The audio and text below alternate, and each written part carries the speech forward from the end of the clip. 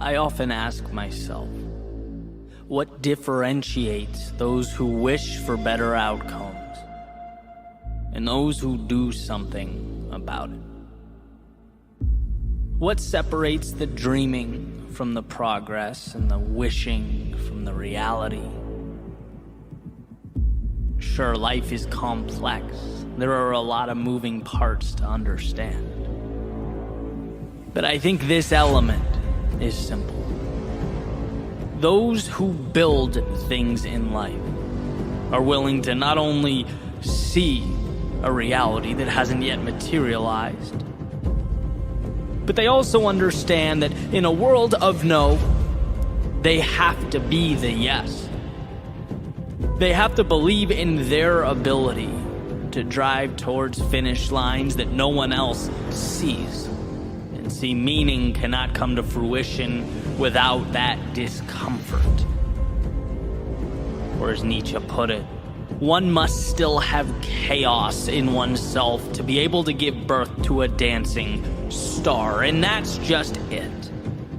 Most people see what is. Most people conform. They do not create. To change something means you have to be the metaphorical eagle amongst pigeons, flying above all that, everyone, everything else, superseding the limiting beliefs that shackle others to their one-dimensional realities. But most importantly, it means you can see. You can see what no one else can. You have line of sight to what no one else understands. See, in this world, no one walks up to you on the street, puts their arm around you and says, "Hey kid, that dream, follow that, because I can tell you're going to do big things." No one says, "Hey, that business idea, you're going to thrive next year, I know it. That relationship, it's going to happen. That level of fitness, oh, I can see it already." Nope. People see what's right in front of them. And as it pertains to you and your world, your life, people are those pigeons. And so that leaves you with a choice. Do you accept that? Do you blend in, take the scraps you're allowed to consume, the crumbs laid out in front of you? Or do you step back and acknowledge that this is going to be tough, this is going to hurt, it's going to push me further as a person than I've ever been pushed? But you know what I get in return? That view. I get to live above the clouds with those who don't wait in line.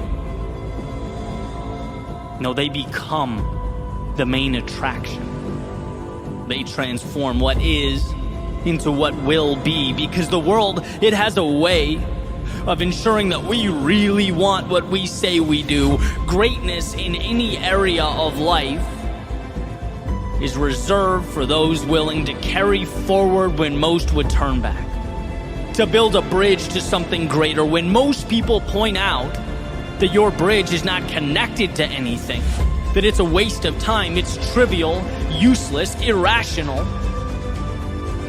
Good. Changing your life in the world around you has to be irrational. Taking the status quo and shaking it, saying, "I'm going to alter this landscape," is irrational. But from irrationality comes the future. So when you feel like the world is against you, when you have an uphill battle to climb, when there are a million reasons for you to turn around, understand that this is nothing more than an indicator that you are right where you need to be, against the current, bringing something new to life. See, if it were easy, it would already exist. But changing your life, that makes you an architect of the unseen. So build. On the days you want to, build. On the days you don't, build. When they understand, build. And when they assume you've altogether lost your mind, build.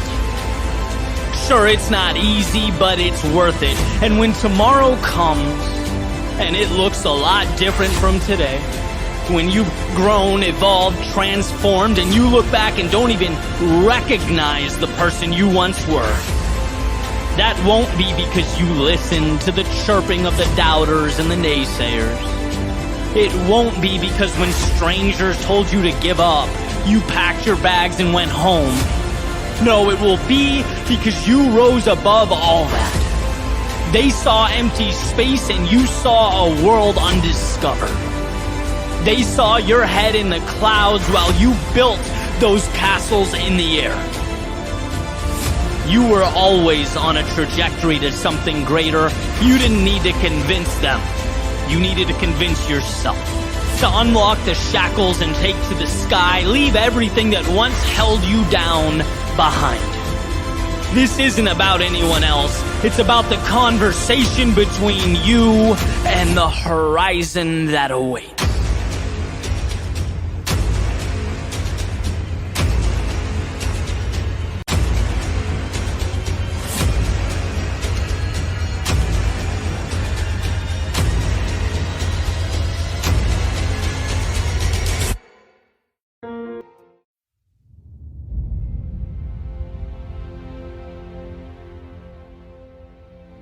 A word we throw around all the time is difficult. How difficult will the journey be? How hard is it going to be to succeed? This is more or less asking, is a desirable outcome likely? We're asking if it's worth our time. Right? If something's difficult, we associate that with a low probability of success. But that's not the right way of looking at it. If you want something enough, difficult becomes your best friend. It's your greatest asset. And this is one, because of the growth that comes with it, but two, because very few people are willing to chase it down. The reality is, most people are average. And that's just looking at the definition of the word. Right? If everyone was great, greatness wouldn't mean anything. There's something special about it. It's unique. It sets people apart. We generally live amongst people, places, and expectations that make up everything we know. That's our normal, that's our box. But what's particularly interesting is that the people we celebrate, the accomplishments we admire, they go far beyond this sort of confined view of the world. So where is the line? Something's weird, it's abnormal, it's looked down upon, until suddenly it's not. You snap your finger and it's cherished. That guitar player practicing 15 hours a day, it's lame. They don't have a real job, they're not contributing anything to society, and then he or she puts out an album that revolutionizes music, and they're a hero. The whole thought process is counterintuitive, and that's why the words difficult and great are so closely related. Not because it's physically stressful, but because great comes with a hefty mental price tag. Difficult means you are consistently doing what the average, normal, and unspectacular deem to be too great a sacrifice. They're not asking if it can be done. They're not asking if it's possible. What they are really asking, what they want to know, is if they have to break through everyday normality to achieve a result. Do we have to make ourselves uncomfortable? Do we have to give more than we normally would? Do we have to be better than we were yesterday? If that answer is yes, the vast majority say thank you, but no thank you. And that's where defining opportunities open up. Great means you have the desire to set yourself apart. Difficult means you have the dedication and the drive to do the little things no one else wanted to do. There is nothing miraculous about greatness. It is not divine. It is not incredible. It's simply seeing the word difficult as a staircase instead of a brick wall. It means you get the opportunity to both give more of yourself and get more from the world. It is your secret door, your passageway. If the incremental progress, the growth, and the sacrifice are worth the prize, easy, difficult, and everything in between fades away. The only thing worth a second of your time is making sure that every step you take points you in the direction of where you want to be most.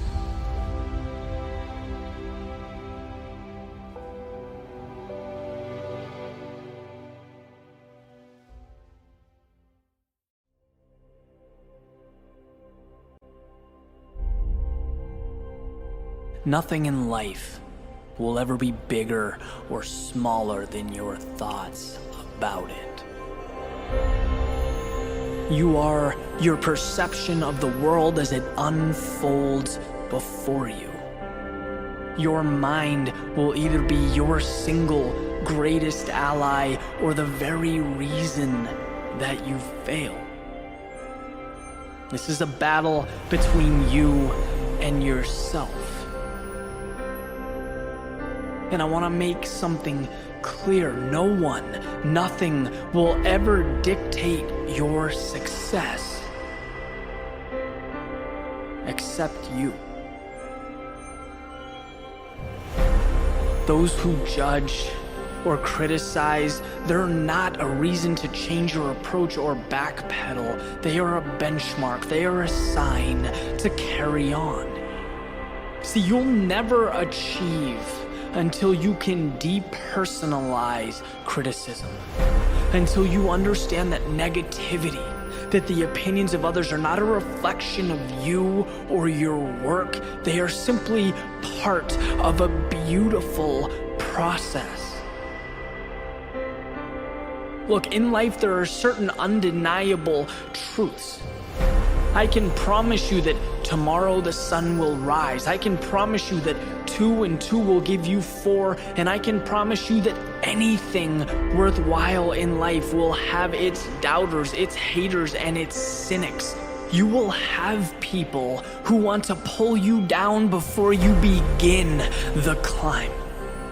But they are not the problem nor the tragedy. Their existence is guaranteed. Oh, they'll be there. The tragedy is letting them misdirect your journey, giving them control of a battle that is not theirs to take. You aren't doing this for the ones trying to tear you down or the ones helping to lift you up. You're doing it because it's right for you, because deep down in your soul, you know there's no other reason. There's no other option. You know what your values are, where your heart is. When they say no, smile. When they talk, carry on. If you have not made the world around you uneasy or uncomfortable, if you've generated no reaction, you have not moved. So don't run from the dissenting voices. Let them be. Their words highlight their own shortcomings, not yours. Sure, it will be difficult. Yes, it's an adjustment, but at some point you'll see that the climb was dependent on it. That attempting to satisfy the world around you only leaves you empty, because at the end of the day, you can hide from criticism or anticipate it and keep moving right towards your dreams. Build your castle. There is no need to keep the doubters or the naysayers out. They are no threat to your empire.